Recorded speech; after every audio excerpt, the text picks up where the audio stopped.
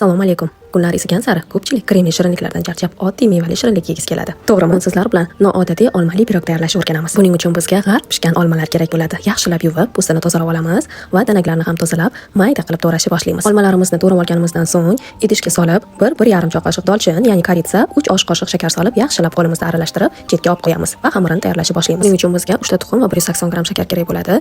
Yaxshilab mikserlab olamiz. Ularimizni rangi oqarib, o'zgargandan so'ng 80 ml o'simlik yog'i hamda 200 ml xona haroratidagi sutni solib, yana mikserlashda davom ettiramiz. Mikserlab olganimizdan so'ng 300-350 gramm unga 10 gramm razrixli aralashtirib, elakdan chiqarib olamiz. Oldin qoshiqda sachramaslik uchun, so'ng mikserda bir xil massa hosil bo'lguncha mikserlaymiz. Oxirgi jarayon 120 gramm unga 75 gramm xona haroratidagi saryog'ni maydalab solib, ustidan 90 gramm shakar solib, qo'limizda yaxshilab uqalab olamiz. Yog'lab olgan qolpimizga oldin xamirimizni, so'ng olmalarimiz va ketidan uqalagan massamizni sepib, qizigan duxovkamizga 180 gradusga 45-50 daqiqaga yuboramiz. Yuzlari qizarib pishib chiqqan pirogimizga shakar upasi bilan bezak beramiz. Chiroyli